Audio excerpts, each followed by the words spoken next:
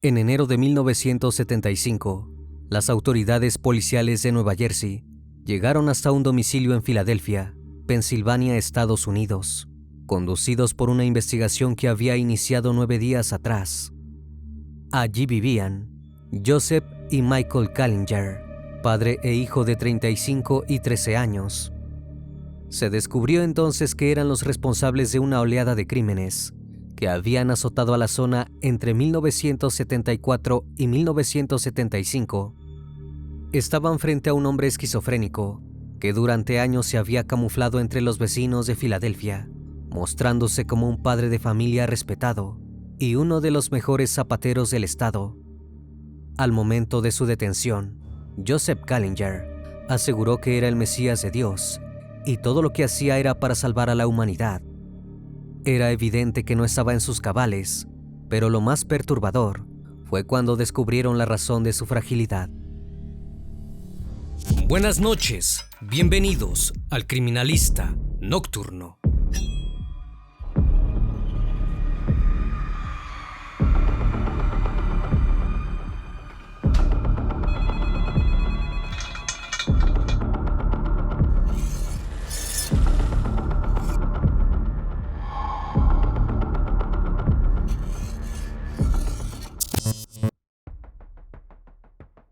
Joseph Lee Brenner III nació el 11 de diciembre de 1935 en Filadelfia, Pensilvania. Cuando tenía apenas 2 años, su padre abandonó a la familia y su madre, incapacitada para cuidarlo sola, según dictaban las costumbres de esa época, se vio obligada a dar al niño en adopción. Fue ingresado a un orfanato, donde pasó 2 años hasta que fue adoptado por Anna y Steven Kallinger, un matrimonio austrohúngaro que se dedicaba a la fabricación de calzados. Joseph recibió el apellido de sus padres adoptivos y por fin todo parecía indicar que recibiría el afecto de una familia, dejando atrás los días de desamparo. Sin embargo, apenas puso un pie en su nueva casa, se encontró con una verdadera pesadilla. Anna y Steven eran un matrimonio de 40 años que no habían podido concebir hijos. Por un tiempo, esto no pareció representar un problema, pero cuando se dieron cuenta de que se estaban poniendo mayores, decidieron adoptar a un niño para que en un futuro, cuando llegara el momento de retirarse, se hiciera cargo del negocio que había montado con gran esfuerzo. Su interés no pasaba por cuidar del niño, sino que se trataba de una cuestión meramente comercial. La elección de Joseph entre los demás niños del orfanato se debió a la semejanza física que tenía con Steven, pero en cuanto a personalidad, el niño no se parecía en lo más mínimo.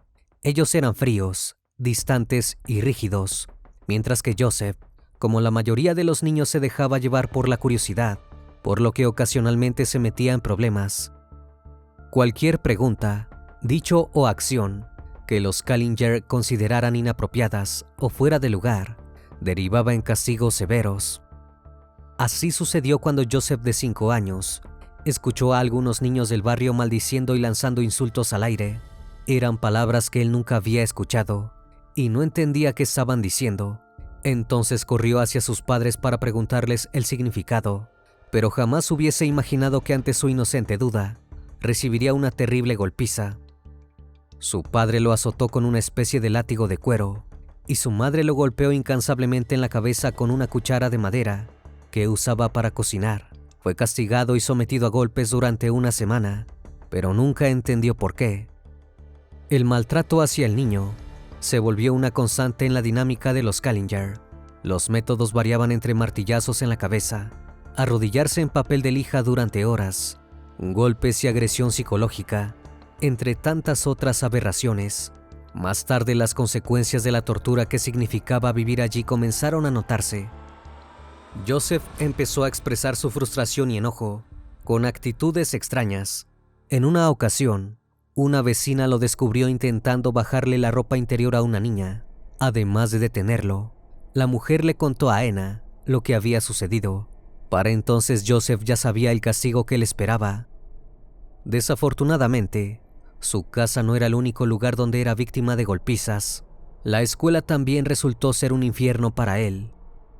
Además de no tener amigos y ser excluido porque lo consideraban raro, Joseph era blanco de agresiones verbales y físicas. A los 6 años, debió ser sometido a una operación para reparar una hernia que se había originado tras recibir una patada en la ingle por parte de una niña más grande. Aquel día, Joseph les contó a sus padres lo que había ocurrido, asegurando que él no había hecho nada para merecerlo, y mencionó el punzante dolor que sentía en sus partes. Pero lejos de ser consolado, la pareja no solo no le creyó, sino que además lo volvieron a regañar. Finalmente, después de que pasara días retorciéndose del dolor, lo llevaron al médico para darle la atención que necesitaba, pero sus padres aprovecharon la intervención para intentar controlar su comportamiento. Le hicieron creer que el médico había extirpado el demonio que tenía en sus partes y que por consecuencia siempre sería pequeño y no serviría. Esas palabras se grabaron en su mente y generaron en él la mayor inseguridad de su vida, una inseguridad que más tarde definió su trato hacia las mujeres. En los años que continuaron su infancia, su vida siguió siendo igual de miserable. Tenía prohibido jugar con otros niños para evitar que se metiera en problemas. Solo tenía permitido ir a la escuela y trabajar en la zapatería junto a su padre. De vez en cuando lograba escaparse y refugiarse en algún rincón vacío de la ciudad en el que pudiera relajarse. Los tubos petroleros se habían convertido en su escondite preferido y los visitaba cada vez que podía, hasta que le tocó enfrentarse a una de las experiencias más traumáticas de su corta vida. En una tarde, llegó al lugar creyendo que estaba solo, pero al cabo de unos minutos empezó a escuchar voces. Guiado por la curiosidad, se fue acercando a la fuente del sonido, hasta descubrir a un grupo de adolescentes. Aparentemente Joseph los vio haciendo algo que otros no podían enterarse. Por eso cuando los chicos lo vieron, lo acorralaron y abusaron de él, amenazándolo con un cuchillo. En ese entonces Joseph tenía 9 años.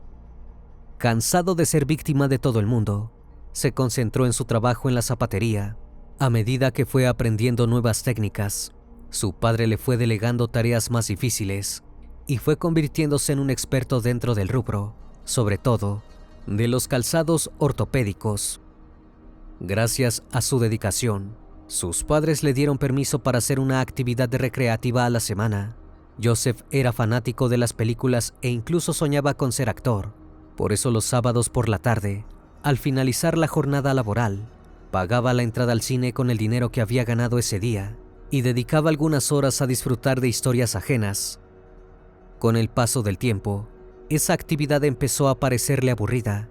Su máximo deseo era ir acompañado de amigos, por lo que no vio otra alternativa que robar dinero a sus padres para pagar las entradas de otros niños. Sabía que de otro modo no aceptarían su invitación.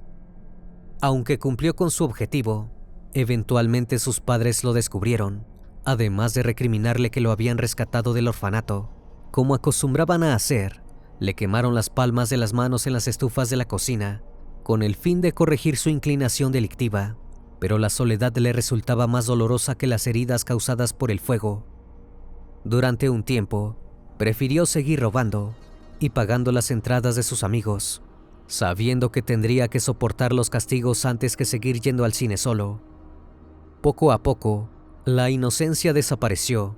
La tristeza con la que cargaba empezó a ser dominada por emociones mucho más oscuras y su comportamiento se fue tornando violento. Cuando tenía la oportunidad de salir a la calle y se encontraba con otros niños, los convencía de ir a un lugar aislado, y cuando nadie los veía, los obligaba a quitarse la ropa, amenazándolos con un cuchillo. Estaba determinado a lastimarlos, pero por alguna razón nunca se atrevió a hacerlo. Recién en la adolescencia, las cosas empezaron a iluminarse. En una de sus salidas al cine, conoció a una chica llamada Hilda, con la que congenió rápidamente. Con 13 años, Joseph comenzó a invitarla a salidas, hasta que al cabo de algunas citas formalizaron una relación. Por primera vez, algo bueno estaba pasando en su vida. Por ese motivo, prefirió ocultarles la situación a sus padres, pero por boca de un vecino que lo había visto con su novia, los Callinger se enteraron. Tal y como él lo había previsto, no aprobaron la relación y le ordenaron terminarla. Estaban convencidos de que Hilda no era una buena influencia para él porque aparentemente su madre era alcohólica. Joseph les hizo creer que pondría fin a su historia con Hilda, pero continuó viéndola a escondidas por varios años. Cuando alcanzó los 15 años, todo en su vida pareció estabilizarse. Estaba en una relación con una chica que lo hacía feliz. Sus padres estaban a gusto con su trabajo en la zapatería y ya no tenían motivos para recriminarle nada.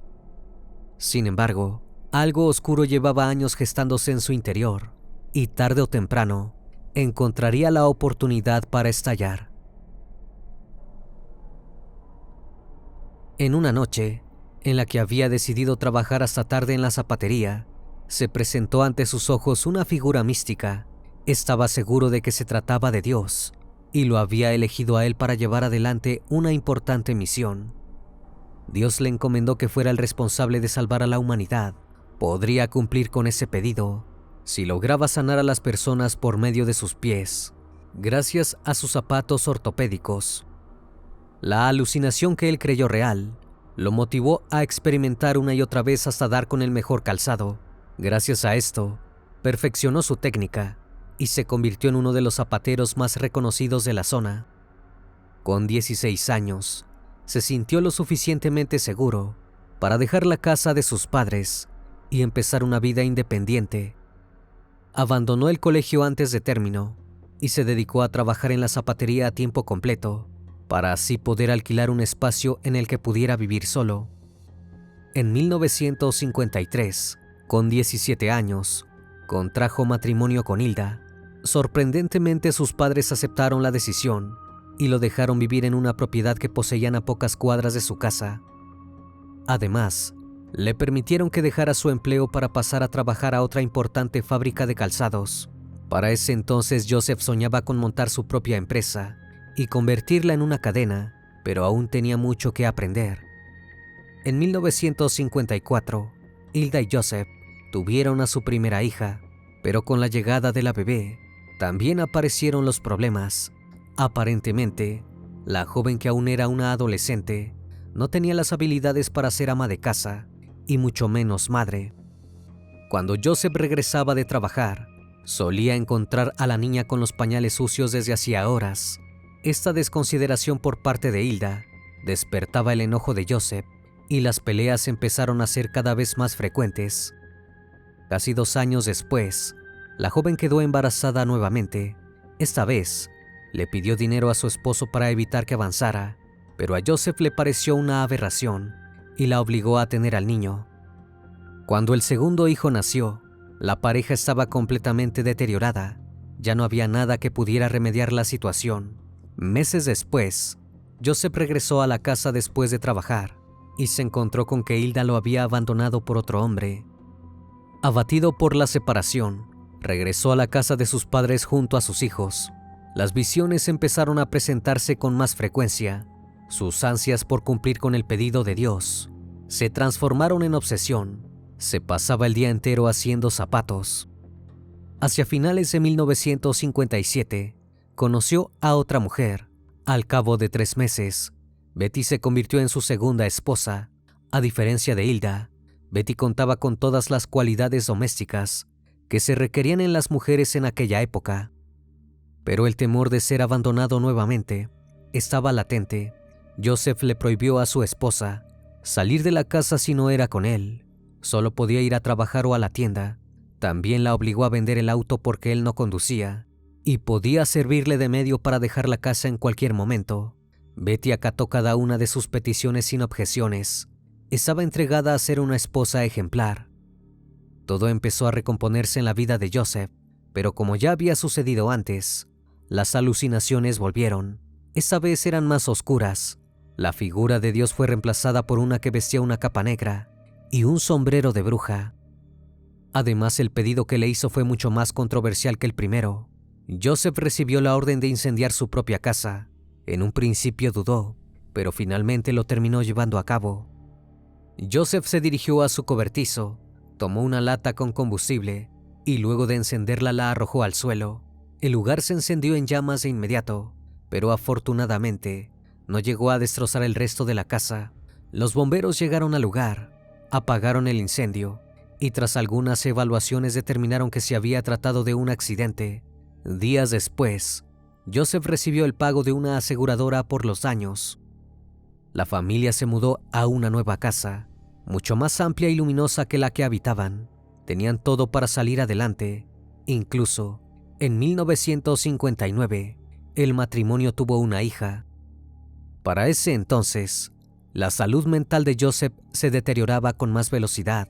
Mientras su esposa se ocupaba de los quehaceres de la casa, él trabajaba en la zapatería y en sus tiempos libres daba largos paseos y aprovechaba a recolectar la basura que otros vecinos dejaban en la calle. Empezó a acumular chatarra que otros descartaban, sin reparar en cómo podía afectar a los demás miembros de su familia. La casa era un reflejo de lo ruidosa que era su psiquis. Joseph sufría fuertes dolores de cabeza que en ocasiones derivaban en episodios extraños. Una tarde le dijo a Betty que iría al médico porque tenía una fuerte migraña, pero no regresó por días. Se despertó en un hospital de Hazleton, Pensilvania, sin recordar cómo había llegado allí ni quién era. Los médicos no pudieron identificarlo, hasta que en sueños Joseph murmuró el número de teléfono de su padre. Entonces el personal del hospital contactó a los Callinger y lograron regresarlo a su hogar. Antes de darle el alta, los expertos le recomendaron que tuviera una consulta con un psiquiatra, pero tanto él como su médico de cabecera ignoraron la sugerencia. Su estado no paró de deteriorarse y tornándose cada vez más violento y oscuro. Las alucinaciones en las que la figura le pedía que incendiara su casa se repitieron en otras 2 oportunidades, obligando a la familia a mudarse otra vez. Pero lo peor llegó cuando comenzó a dirigir la agresividad hacia sus propios hijos. Joseph compró una casa para usarla como un refugio, en el que pudiera aislarse del mundo y ser solo él con sus retorcidos pensamientos. Una tarde llevó a sus hijos más grandes hasta el lugar y los obligó a cavar un pozo de 6 metros. Además, cada vez que se metían en problemas o mostraban malas conductas, los castigaba utilizando los mismos métodos que sus padres habían aplicado sobre él. Ese abuso se extendió durante 2 años y se detuvo abruptamente porque ya no tenía necesidad. Había encontrado la manera de sentirse feliz. La razón de su bienestar era igual de retorcida que sus acciones violentas. Estaba saliendo con su hija mayor. Joseph la trataba como si fuera su novia, planeaba citas y la forzaba a tener relaciones. La tortura llegó a su fin en enero de 1972, cuando los hijos se presentaron en la estación policial para denunciar el maltrato que habían recibido por parte de su padre. Joseph fue arrestado por abuso de menores, pero fue puesto en libertad condicional en agosto de ese mismo año, luego de que el tribunal lo considerara apto para cuidar de ellos, a pesar de que varios psiquiatras habían manifestado sospechas sobre su estado mental. El rencor que sintió entonces fue el puntapié para dar rienda suelta al salvajismo que había logrado contener hasta el momento. En 1973, Dios volvió a hablarle. Esa vez tenía preparada para él una misión superior. Debía asesinar a cada una de las personas que habitaran la tierra. Cuando lo lograra, él se convertiría en Dios y ascendería al cielo. Pero antes de abalanzarse en la tarea, tenía que mostrar que era digno de llevarla a cabo. Reclutó a su hijo de 13 años Michael como ayudante. Comenzaron a viajar en autobús a localidades de Pensilvania, Nueva Jersey y otros estados cercanos, con el objetivo de asaltar viviendas y robar pertenencias valiosas. También aprovechaba a agredir íntimamente a mujeres. Cuando las alucinaciones regresaron, Dios le dijo que estaba listo para comenzar con la verdadera misión. En julio de 1974, mientras caminaban por un parque al atardecer, Joseph y Michael vieron a José Collazo, un niño puertorriqueño de unos 10 años, que estaba apartado de los demás que estaban jugando en el lugar. Se acercaron a él, con la excusa de necesitar ayuda para mover algunas cajas. Le dijeron que solo tenían que caminar algunas cuadras y que estaban dispuestos a pagarle. José aceptó, pero les aclaró que su madre lo esperaba a las 9 y debía regresar a tiempo. Pero la dupla de criminales tenía otros planes. Lo llevaron hasta una fábrica abandonada que estaba a pocas cuadras del parque. El lugar estaba oscuro y húmedo. José sintió temor y advirtió que algo peligroso estaba a punto de suceder. Intentó escapar, pero no sirvió de nada. Joseph y Michael lo atraparon, lo llevaron hasta una escalera, abusaron de él y luego lo asesinaron. Abandonaron el cuerpo de José en unas instalaciones vacías y oscuras. Se deshicieron de la ropa del niño en un desagüe y regresaron a su casa. Estaban extasiados por lo que habían hecho. Joseph había dado el primer paso para convertirse en una criatura celestial. Al cabo de algunas semanas, tuvo una visión en la que un niño caía de una montaña, pero no era cualquier chico. Se trataba de su hijo Joy, de 14 años, con quien tenía una relación turbulenta. Joy solía meterse en problemas por su conducta disruptiva, y Joseph creyó durante años que la mejor manera de controlarlo era sometiéndolo a castigos perversos como los que él mismo había padecido de niño. Esa última alucinación puso en aprietos a Joseph. Por un lado, podría ponerles fin a sus problemas con Joy, pero por otro lado, no dejaba de ser su hijo. No sabía si era capaz de asesinarlo. Le consultó a Michael si estaba dispuesto a participar en la tarea, y para su sorpresa, el chico aceptó entusiasmado. Se tomaron varios días para planificarlo, hasta que finalmente se decidieron. En primer lugar, contrató un seguro de vida a nombre de Joy. Luego, el 28 de julio de 1974, organizó una salida por la ciudad junto a sus 2 hijos varones. Después de comer, los 3 se dirigieron a una zona marginal de la ciudad. Joseph sabía que a Joy le gustaría visitar ese lugar repleto de edificios abandonados, porque era aficionado de la fotografía. A menudo se retrataba a sí mismo en paisajes de ese estilo. Encontraron una tienda vacía, se sumergieron en la oscuridad del interior y hacia el final del lugar descubrieron una escalera que conducía a un sótano. Joy bajó algunos escalones y comprobó que el lugar estaba inundado. Todos estaban conformes con el escenario que habían encontrado, pero sus razones eran diferentes.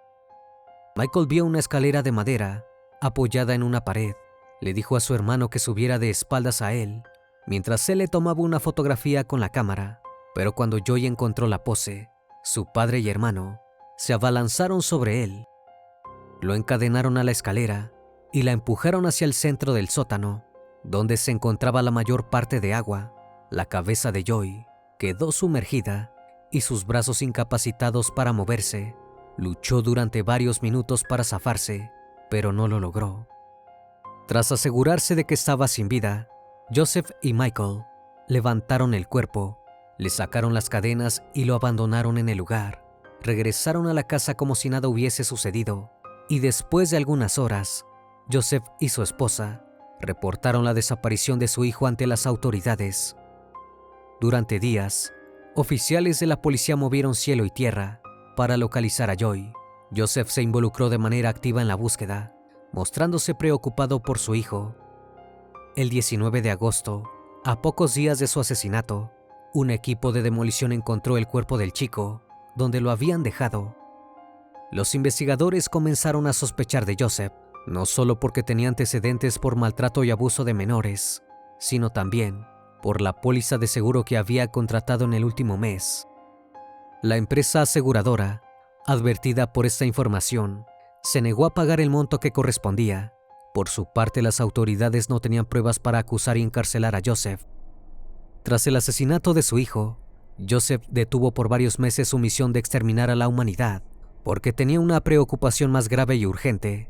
Su esposa había dado a luz a su última hija, pero la bebé había nacido con una enfermedad en la piel que hacía que le salieran manchas violetas en todo el cuerpo.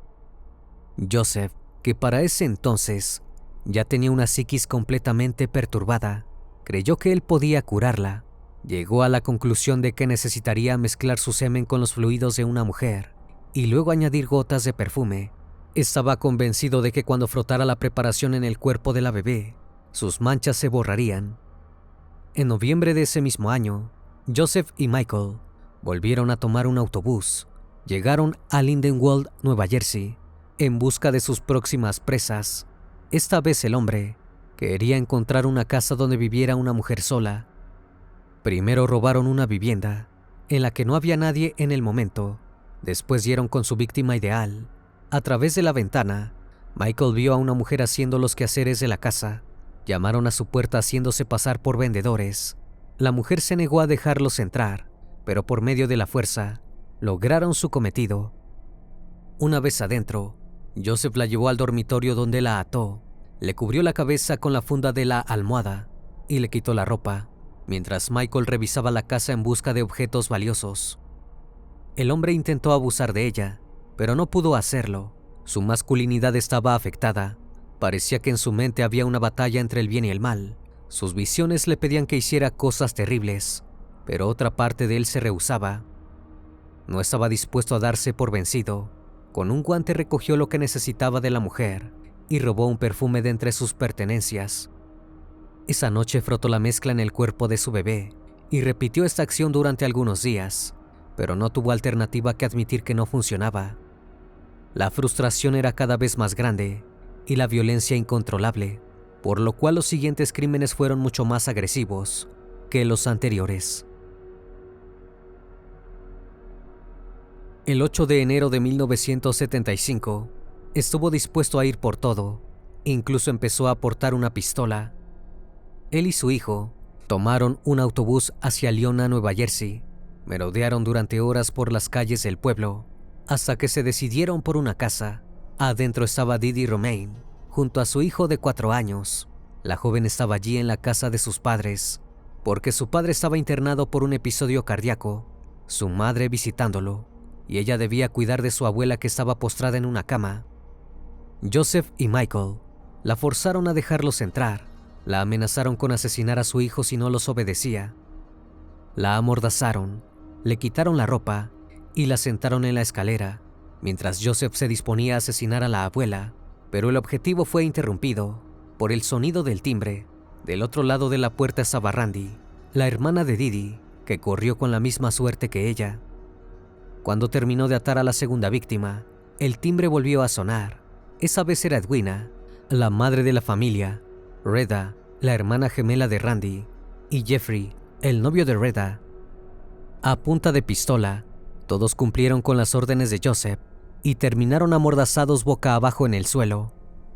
Pero Joseph estaba preocupado. Jeffrey era alto y corpulento. Sabía que tenía que asesinarlo primero. Lo arrastró hasta el sótano, le bajó los pantalones, y mientras se le ocurría una de las ideas más perversas para liquidar a sus víctimas, el timbre interrumpió sus planes una vez más. María Fassin, de 21 años, era enfermera y amiga de Randy y Reda. Había ido a la casa de los Romain como lo hacía con frecuencia, para ayudarlos con los cuidados de la abuela. Joseph la dejó entrar, y cuando la joven vio lo que estaba sucediendo, dejó salir su carácter. Le ordenó a gritos que se fueran de la casa, mientras intentaban desatar a sus amigos, pero el agresor la amenazó con el arma, y no tuvo más remedio que obedecerlo. Joseph retomó el plan, llevó a María al sótano, y amenazándola con un cuchillo le dijo que mordiera las partes de Jeffrey, hasta arrancárselas. La joven se negó y le pidió que la asesinara. Le hizo un corte en la garganta, y la hirió hasta que dejó de respirar. Estaba a punto de continuar con Jeffrey, pero entonces Michael empezó a gritar avisándole que una de las rehenes había logrado desatarse. Edwina se escapó y corrió a la calle para pedir socorro desesperadamente. Joseph y Michael se vieron obligados a huir del lugar por la puerta trasera. En el camino atravesaron un parque, donde Joseph aprovechó a tirar su camisa ensangrentada en unos arbustos. En un charco se lavó las manos y la cara. Llegaron a la terminal de autobuses y regresaron a Filadelfia, pero las autoridades policiales ya habían llegado al lugar de los hechos y se estaba iniciando la investigación pertinente. El perro de una vecina encontró la camisa que Joseph había descartado en el parque, que terminó siendo la pieza fundamental para que los investigadores llegaran hasta el dueño. Esta tenía grabado su nombre. Además, los testigos que habían visto sus rostros proporcionaron sus testimonios para que los expertos pudieran elaborar un identikit. Finalmente, el 17 de enero de 1975, las autoridades de Nueva Jersey llegaron al domicilio de los Kellinger y se llevaron detenidos a Joseph y Michael, acusados por el asesinato de María Fassin. Por otro lado, en el estado de Pensilvania, fueron acusados por robo y secuestro. En septiembre del mismo año, inició el juicio en su contra. Allí declaró que todo lo que había hecho respondía al pedido que Dios le había hecho. También aseguró tener más de 100 años y que en otra vida había sido mariposa. Sus abogados tenían intenciones de conseguir la inimputabilidad por su estado psíquico, pero tras varias pruebas psiquiátricas, se determinó que era capaz de distinguir entre el bien y el mal. Por lo tanto, estaba apto para enfrentarse a juicio. Fue declarado culpable y sentenciado a una pena de 30 años de prisión. Lo enviaron al Instituto Correccional Huntington, a la espera del segundo juicio de Nueva Jersey. Un año después, fue condenado a cadena perpetua por el asesinato de Maria Fassin. Sin embargo, nunca fue acusado por los crímenes que tuvieron como víctimas a José Collazo, el niño de 10 años, y a Joy, su propio hijo. Siempre negó estar involucrado en esos casos, pero finalmente admitió ser el autor ante la escritora Flora Schreiber, que publicó el libro El zapatero, anatomía de un psicótico, en 1983, luego de entrevistar a Joseph Kallinger. Michael, por su parte, fue enviado a un centro de corrección juvenil en Pensilvania, fue adoptado por otra familia y puesto en libertad condicional hasta que cumplió los 21 años. En ese entonces, cambió su nombre y se fue de Pensilvania. Ya nadie supo de él. La psiquis de Joseph Kallinger no mejoró en ningún momento. Por el contrario, intentó varias veces terminar con su vida mientras estaba en prisión. También era violento con sus compañeros de celda e incluso inició algunos incendios. Finalmente fue trasladado a un hospital psiquiátrico, donde lo vigilaron las 24 horas, hasta el 26 de marzo de 1996, día en el que falleció por una insuficiencia cardíaca. El caso de Joseph Kallinger fue uno de los más perturbadores de Estados Unidos y a la vez uno de los que más indignación generó debido a los hechos acontecidos. Una vez más, estimado público, agradezco su compañía. Gracias por acompañarme en esta nueva transmisión. Recuerden que pueden seguirme en redes sociales. Actualmente me encuentro en Facebook, Twitter, Instagram, TikTok y también en Spotify. Si el caso de hoy te pareció interesante e informativo, te pido me regales un like o un comentario sobre la transmisión de esta noche. Me despido de ustedes, no sin antes agradecerles su compañía, y recuerden, si aún no estás suscrito, te hago la cordial invitación a que lo hagas y formes parte de esta gran comunidad. Eso es, El Criminalista Nocturno. Hasta la próxima emisión. Buenas noches.